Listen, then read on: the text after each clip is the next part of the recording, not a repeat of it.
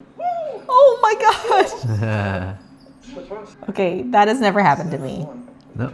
Oh my gosh, that's never happened to me. Maggots happen all the Maggots time. on patients, yes, all the time, but rats, no. Hi, I'm Dr. Peggy. I'm a board certified emergency medicine physician, and this is my husband. James, I'm internal medicine.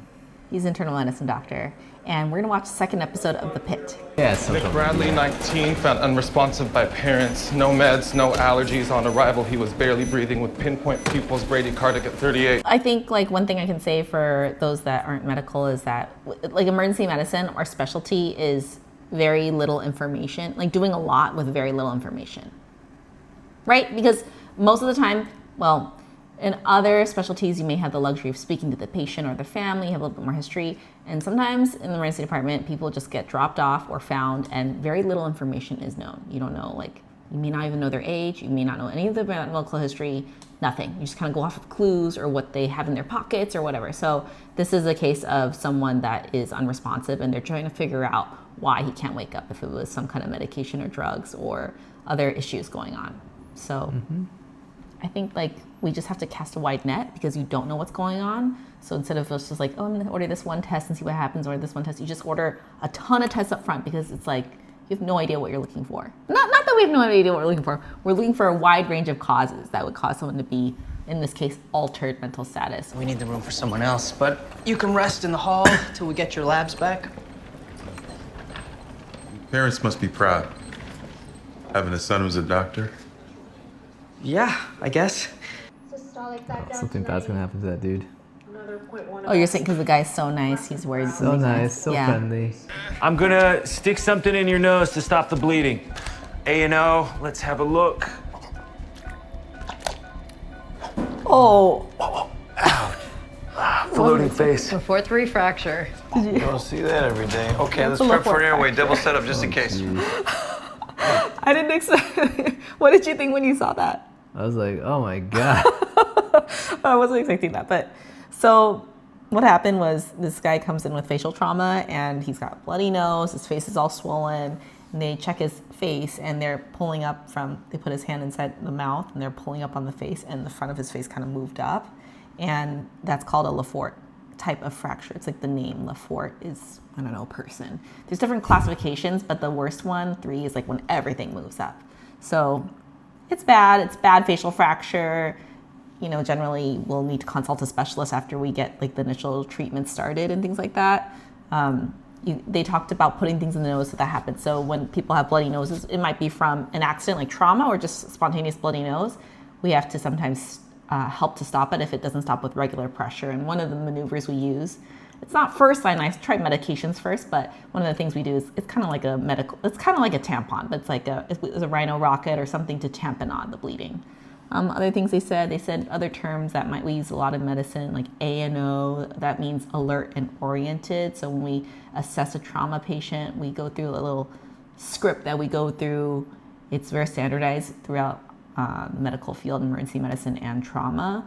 We go through our ABCs, and part of one of the ABCs, A is airway, B is breathing, C is circulation, and then D would be deficits or a neuro exam. But my life has been full of challenges. Med school was not one of the hardest by far. It was one of the most rewarding though. Think about that, med school not being one of the hardest parts of your life. Oh, this was great. Yeah. This was like, it only goes downhill from there. I mean, I think in the moment for me, it was probably one of the hardest things I had to do up until that point, because I only had to go to college and things like that. But now, like looking back at life afterwards, it got harder afterwards. Oh yeah, yeah. Right? No, I mean, I think there's definitely stressful parts. Like, there's still grades in school, and it's like school. But like, I mean, school is great. I don't envy it. I mean, there's a lot of pressure, a lot of unknown, a lot of, will I make it into this specialty? Will I match where I want to? Yeah. Right. My only regret is going to med school in the first place. Okay, that's a video for another time. I think like being a new parent is really hard. There's no off days for that. So I can't imagine doing that on top of all the other training things. That's hard. Yeah. Hey, fruitcake. Hey, I'm talking to you, fruitcake. Myrna? I've told you 100 times, my name is Dr. Robbie. You want to see my vagina? I have already seen it. And once was enough. Thank you. Have you ever had a patient talk to you like that? Nope. I mean, we get funny things said to us. Yeah. There's definitely like, not quite that explicit, but yeah, we've had. I think as a woman, as a female doctor, if someone were to say that to me, though, I have less of a tolerance for it because I'm more like, that's sexually harassing me, and I shut it down really quick. This seemed a little bit friendlier. He was a little bit chiller about it. Yeah. Also, she's just crazy. Like. Yeah. Well, I mean, but I've had patients that are maybe not fully with it, or they have psychiatric disease or whatever, and they can still be hypersexual to me, and I still don't allow that. Yeah. You know, so. Yeah, I just kind of have to watch out for our own safety and make sure we're getting respected. We're down to 85. All right, pull out eye gel, bag and Craig. Eye gel, please. Turn off the alarm. I've never done a crike before. No, Mel will do the crike. You've already had a busy morning. Glove up, Mel. No, I'm doing the crike, doctor. You would be doing it, doctor, if it wasn't an odd day. Surgery gets even days, ED gets odd days. You know this. For Christ's sake. It's because you're all fucking odd down here. Okay, teamwork, please. Let's focus on the patient. You get that over. Do you get that from trauma? I haven't. Other There people are have? no. I mean, just depends on the place's culture. Some places, the ER and the ER team and the trauma team are more like buddy, or they might be more antagonistic. It's just culture, right? Yeah. And depending on the person too. Yeah. Depending on the person. I've had like maybe like one bad interaction I can remember as an attending with the team, but generally where I train, it was a really good like collaborative.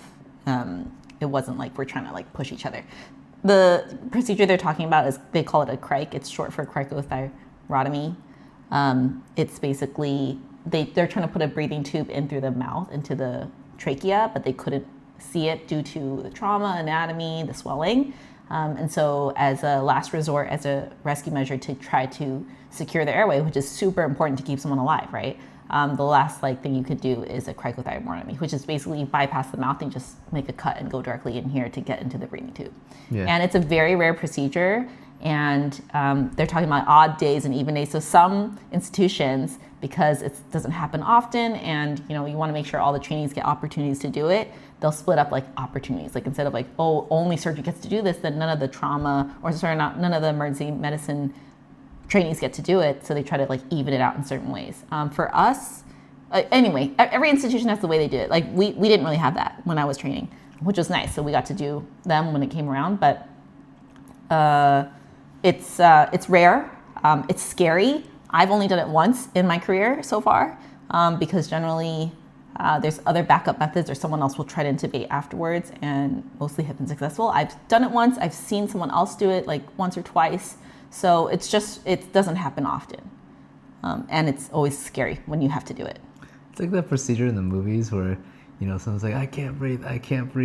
And they just like, someone sticks like a straw, or, you know what I'm talking about? Like Pulp Fiction. Yeah, like Pulp Remember? Fiction. Just like, no, well, that was a chest. I think that's when she pushed Epi into the heart. I thought they did a pen into the throat to like... Was it a pen in the throat? Was that Pulp Fiction? We'll have to look it up. No, Yeah. the Uma Thurman, they just stab it like, I think it's a pen or something like that. Like, I Yeah. can't breathe, and just go, and then it's a crike, except Hollywood style.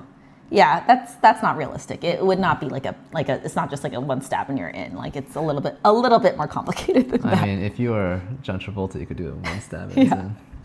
But yeah, it's a very scary procedure. It's rare. It's bloody. It's not ideal. But if you must do it to save someone's life, you got to do it. How will I ever? 4-0 Shiley next. Get ready to bag the crike. Yeah, good. It's never like that nice and calm.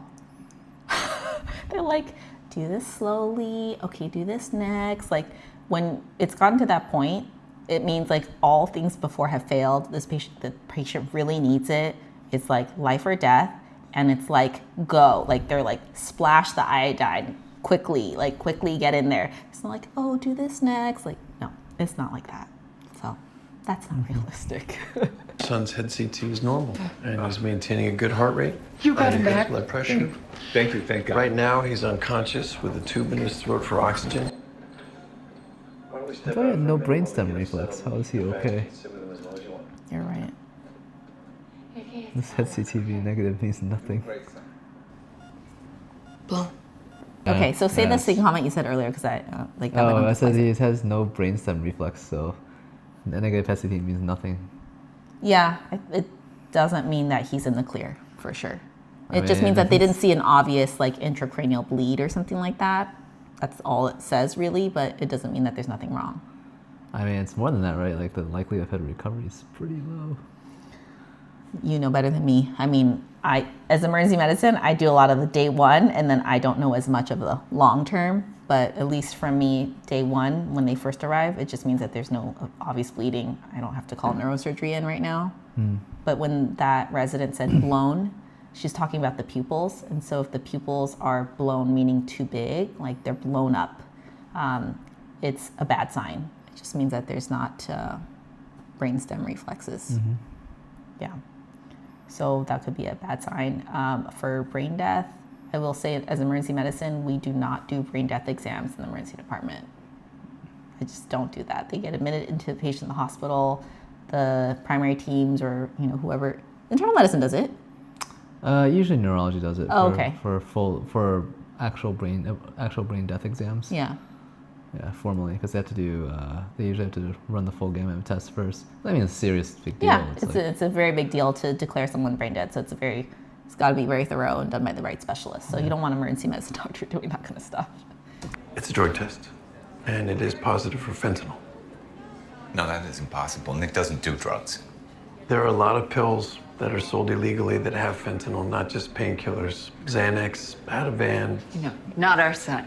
Well, maybe he didn't know that he took something with fentanyl. I don't know. The hows and the whys don't really matter. What matters is spending time with Nick. So presumably he had a fentanyl overdose, Yeah. anoxic brain injury. And I don't know anoxic meaning like no oxygen to the brain, anoxic injury to the brain. Yeah. Because you can only go a couple minutes without oxygen before it causes like damage to the brain. Yeah. The problem is that if the Narcan didn't work, which should immediately reverse the fentanyl, he's probably been down for a while, so the likelihood of neurological recovery is pretty low. Yeah. Close to zero.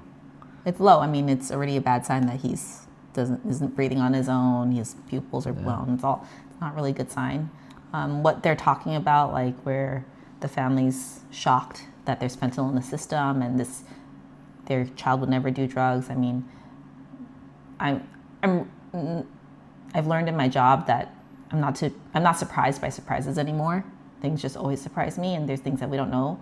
And it's very true that fentanyl nowadays, it's very rampantly like laced into other substances that are obtained illegally on the streets. So it's a real danger that someone could be thinking they're buying some other medication, not fentanyl, but it could accidentally have something like that, and you can accidentally overdose and truly die. So this is a true danger, and Narcan is like the antidote to a fentanyl or opiate overdose, and that is available over the counter. You don't need a prescription. You can buy Narcan because it's a life-saving medication, and anyone should have it if they're going to be doing any kind of street drugs, just in case anything were to happen. Well, we know he expressed his wishes in writing. Do not intubate. We're thinking try it for a week. That would be a very painful week. We will keep him as comfortable as possible if a natural death is what you choose. I mean, we see this all the time. Frankly, I mean, my personal opinion is that once you get to the point that you don't know what's going on, you just let them go comfortably. I mean, that's what I would want for myself. That's what you would want for yourself. Yeah. What do you think about how they portrayed it? It's pretty accurate. Yeah, I think he did a pretty good job Yeah. explaining it to the family. And this is something we see often where the different family members and or with the patient will disagree on what they want. And so we have to make sure we're clear on what the plan is, and that hopefully we can be on the same page with the decision. Can you go against, if the patient themselves has a DNR DNI, which is a do not intubate, do not resuscitate order, they themselves have signed it, can their family change that? If they have power of attorney, I think legally they can. Oh, okay. I mean, it's not recommended. It's clearly what they wanted. And, Right. I mean, who are you to say that you should go against their own Right. personal wishes, right? Right. That's. I mean, I wouldn't. If I was like, I made this decision, I'm sure of it. Someone then when I'm confused or out of it or whatever changes my mind for me essentially, or changes my decision for me. It's just. I mean, that just. I don't know. Just I don't understand how that seems morally right. Yeah. But Well, this is a tricky situation talking about, this is basically like end of life goals of care. So it's always a good discussion to have with our family members or loved ones before it gets to when someone is really sick, before they're confused and demented, to do it early when people are healthy. We know each other's goals of care and what to do for each other. So it's an important discussion to have, and people don't like to have the discussion, but I've learned that it's never too early to make your wishes known. We see that you're not in your inclusion zone. Do you have What is that? ankle bracelet. Oh my God. What is the point of this fucking thing if it doesn't even work? She's ankle bracelet on. Yeah, who knows what happened? Okay, I've never seen anyone work as a doctor with an ankle bracelet. I don't know if that's realistic. What brings you here today, sir? I'm here for a fucking sandwich. Okay. Okay, excuse me, That's realistic. Perla, can this patient get a sandwich? I already gave you a sandwich, Earl. I ain't ate this whole week. Sure, give him another sandwich. Yeah, that happens all the time. We call ourselves jokingly like turkey sandwich specialists. Like we always have a fridge full of like pre-made sandwiches from the hospital. Yeah. I think it's just we get all types of patients that come in, and part of our population is people that may be financially challenged or experiencing homelessness, and so they don't have they have food insecurity. They don't have ability to get food on a regular basis, so they ask for it when they're here. Sometimes it's nice when they ask, and sometimes not so nice. So. Okay, good to know. Thanks.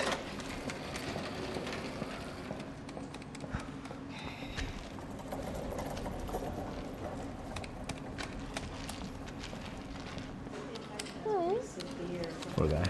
Hungry. Oh my God! What's wrong? What's going on? Patient tested positive for rats. No. If it matters, I only counted 3. Okay, that has never happened There to goes me. 1. Oh my gosh, that's never happened to me. Maggots happen all the Maggots time. on patients, yes, all the time, but rats, no. I don't know. I don't mind rats. I think they're kind of cute. I don't want him speaking for me and my son. Well, it is either you or him. Your son is not leaving, but you can be escorted out and even arrested if you refuse to cooperate. Nobody wants that. So you tell us, what do you want to do? Oh, I got a little bit stressed watching that. You ready? Yeah, I didn't like that. We're mandatory reporters for any kind of child abuse suspicion. Getting into a controlled substance is something that we should let our social worker know about. It doesn't mean that we think the parents did this intentionally, but it just means that we have to do our job to try to keep children safe.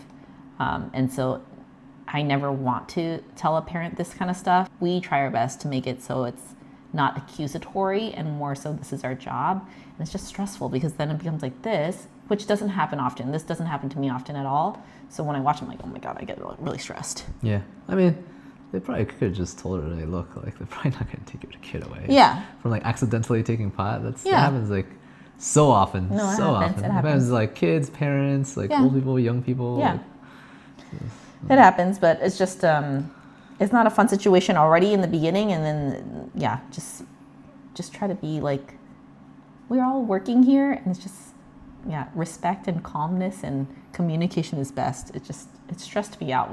This is a little stressful for me to watch. All right, I think we have a couple options, Gary.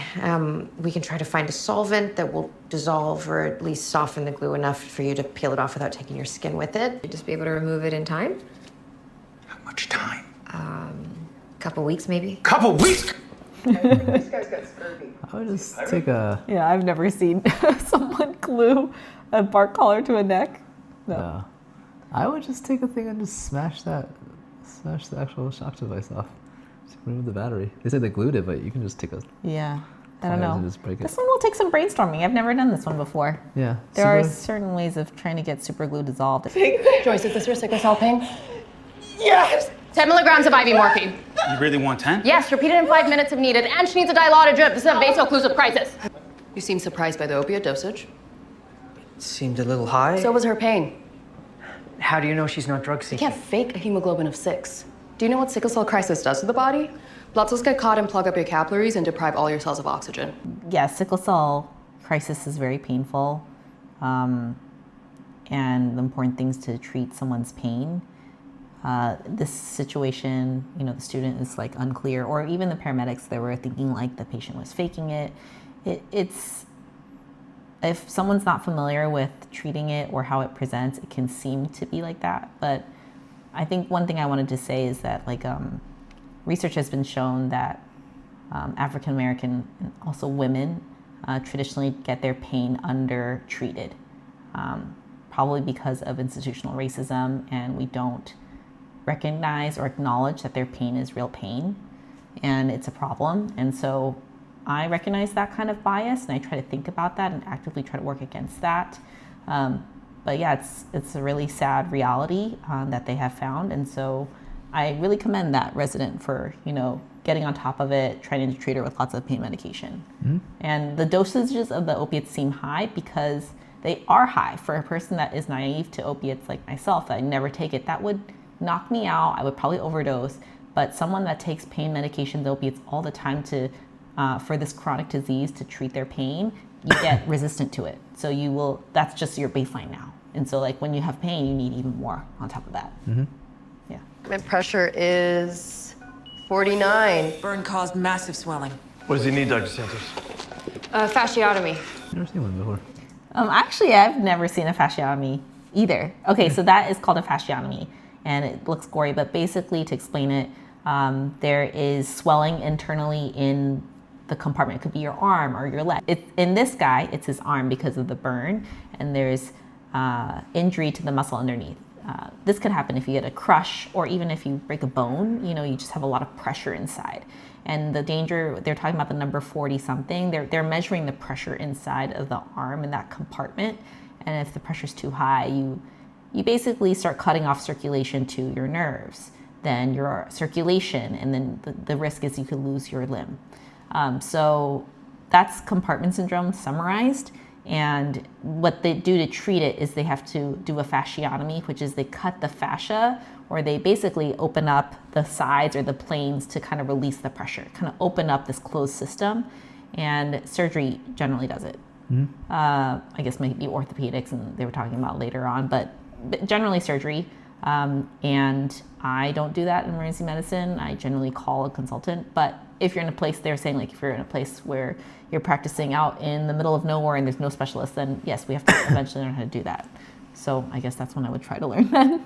But yeah, I don't get to see that often because usually the surgeons take them to the operating room or something like that. Mm-hmm. It can happen in severe burns, so that's in the situation of burn. Yeah. Also, I don't think they do it at the bedside, but yeah, generally we don't do that kind of stuff at the bedside because again, it's very painful. They need to give a lot of anesthesia. They go to the operating room, but so that's not as realistic, I would say. I've never gotten to see that. Bougie, ratchet, sassy, I need help. I got stuck. Can you guys help? Drop off.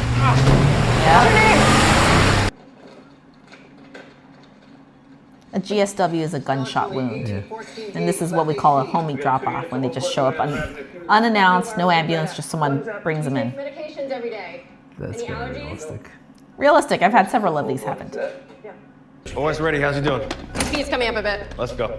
I will say that's realistic. They're pretty fast about someone with a gunshot wound that comes in into this, cavity, the chest or the abdomen. They're usually in and out of the emergency department pretty quickly because trauma surgery is ready to take them to the operating room because it's very, very time sensitive, very emergent surgery that needs to be done because they're bleeding internally. Mm-hmm. So yeah, that's very realistic. It'll be a lot of craziness, a lot of mess and blood, and the team's in there. We ultrasound them quickly. That's the ultrasound. You hear them say EFAS. The EFAS is the ultrasound that we do to look into the internal compartments to see for any evidence of bleeding, internal bleeding. If it's positive like that, where they see evidence of blood already, they don't need to wait for any kind of CT testing. They just take them straight to the operating room because anything else would delay their treatment. Mr. Milton? Oh. Hey, Bennett, wake up for me. Oh no. Yep, told you. Oh shit. I need a little help here. Help! Oh, you totally called it. You knew that the patient was too nice. Way too nice. This is our cynicism speaking. It's our cynicism is Bad things happen to nice people, sadly. The knowledge of TV shows and medicine have come together. But okay, so I will say that the guy's CPR, he's a med student, so yeah, Dr. Robbie had to kind of intervene and be like, you need to do it differently. He needed a lot of improvement. He was like too high. Generally, if that were to happen, I would actually climb on top of the bed over the patient to give good compressions, because standing on the side like this is not very useful. You can't make it too realistic because you'll actually break the guy's chest, the actor's chest. Good actors have to be able to act that. Anyway, what else? I was gonna say, and then those paddles. Have you ever seen that? No. Yeah. Okay. I don't know. I don't want to speak for the Pitt, but in all the hospitals that I've been at for medicine, for training and school and residency and all that, I've never seen actual electric paddles. I've only seen that on TV. Yeah. You usually just put down pads. We have like the sticker pads, and they're connected to the defibrillator. I don't know if there is some hospital in our country that still uses that, but I've only seen that on TV. I mean, I've had to carry the actual paddles before, like. Oh, and it has the electrical. We've never used the paddles. Right, because you always have the sticker pads. Right, but I think you always have the paddles as backup. Yeah, there are paddles. I've seen them, but I've never actually used them. Like. Yeah, never. So, not that realistic. I had no idea Genius was so sensitive. But I get it. Big brain, big feelings. Makes total sense. I'll try to be softer. Pustahan tayo ng $20. May masasampal isa sa kanila bago matapos ang shift. I do think nurses see it all. Yeah. They're kind of probably like, whoa. The first show with Filipino nurses I've seen. I just love that so the nurses accurate. can watch I do like the accuracy of the nurses and the way they watch the trainees come through, because the nurses have been there years and they see the trainees come through, rise through the ranks and stuff, so they see it all, and it's very funny for them to be like, they see you at now and then they see you later on in the stages. So yeah. I may have to honor his advance directive. No, you have to honor our durable power for healthcare. If not, we can talk to your hospital attorney. I hate that. Yeah, it happens all the time. I mean, I'm sure it happens. Yeah, it definitely happens. Definitely happens all the time. But he has to follow the power of attorney. I believe so. Yeah. Generally, it's if you have the power of attorney. I mean, this is. I won't go into my whole tirade about American healthcare, but this is one of the many, many, many, many, many, many problems. Yeah. Anyway, I feel the same way that Dr. Robbie feels. Like, I wouldn't want to go against what the patient wrote down as their explicit wishes, but I guess his hands are tied, right? Yeah. Legally, he just kind of has to do it, even though he doesn't necessarily agree with it. Please don't tell me you're going to intubate that poor man. It's what the family wants. So what? They want to torture him? They're threatening to go to the hospital attorney. Let them. Call the ethics committee. They'll agree with us. No, you're probably right, but we don't have that kind of time. It take a week to get that. We're stuck. Yeah, you don't have that kind of time, right? Yeah. Yeah. It takes to get a formal. To be fair, it takes ethics is like an FBI investigation. It takes like a long time. Yeah. And to actually get an ethics committee together, it takes days. And so, for a person who are on the ventilator, that you're about to withdraw care, you can wait a day or two or whatever it is. But if you're trying to decide in 10 minutes, it's just not. In the emergency department, it doesn't happen. We can't wait for ethics committee or the attorney in the emergency department. Things are just within minutes. This is not something that we can wait for. Yeah. Yeah. What are you talking?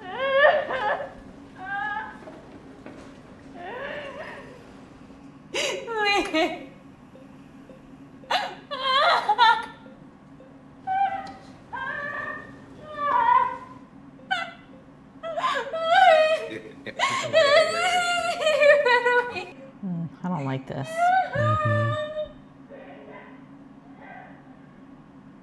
Giving bad news is part of my job, and it's not easy. Yeah. Yeah, that one's pretty bad. We ready to call this? Not yet. Dr. Robbie said 3 rounds of epi. It's time. Let's push another amp. This one could do it.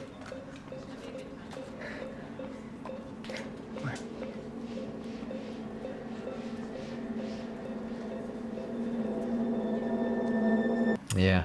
I think in that situation where they're doing the cardiac arrest code and the students doing CPR, everyone else in the room is more experienced and they kind of know where this is already headed. That's just kind of once you're in this career, in this job in healthcare, we know how to recognize when something is something we can do to change versus something that you kind of already know what's going to happen.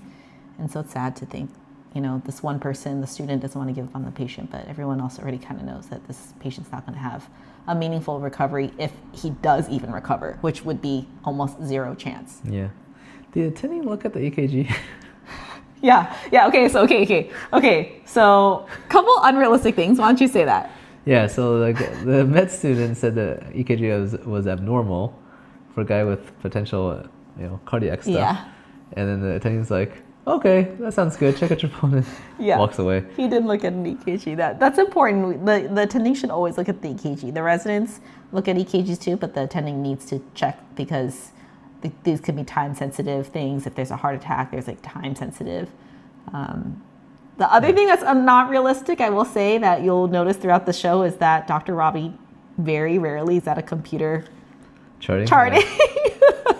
It's an academic center. It's an academic center. Okay, so what we mean by that is he has a lot of med students and residents, right? So presumably the residents are the ones that are charting and doing the documentation, and then the attendings are on Instagram. Filming content.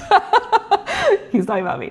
The attendings are supervising teaching, and at the end of the shift or something, they sign the residents' notes as the co-signer to oversee everything. But even then, so at a non-academic center where there's no residents, most of the time we're going like this because we may spend. How much time do you think you spend talking to the patient? How much time you spend documenting? Oh, probably 50-50. For me, it's a lot more documenting because I document a little bit slower. But you document fast. But either way, it's if I speak to a patient for 10 minutes, I'm probably going to chart at least, 10, 20 minutes. Yeah, something like that. And the more complicated it is, sometimes the longer the documentation is. So these cases where Dr. Robbie's discussing what to do in this patient's care, if we should start him on BiPAP or intubate the patient, it's very complicated. And all of that, after we do the talking, there's a lot of charting. So sadly, a lot, if you were to see us in real life or me in real life, I'm in the front of the computer most of the time. Yeah. And that's the worst part of my job. That's about right, yeah. Well, not worse than giving bad news, but the most boring part of my job. Yeah, I mean, it's unfortunate. Most of it was they couldn't. A lot of bad stuff happened. Most of it they couldn't do much about. But the only one that they probably missed was the guy in the hallway. The guy in the hallway. The guy that they're doing coded CPR. at the very end. So. That is the one thing where it's if he wasn't in the hallway, if he was on a cardiac monitor, if someone was watching him, maybe that could have been prevented, huh? Yeah, which is unfortunate because it's kind of wow, you're really good at your job, but most of it probably didn't make much of a difference, frankly.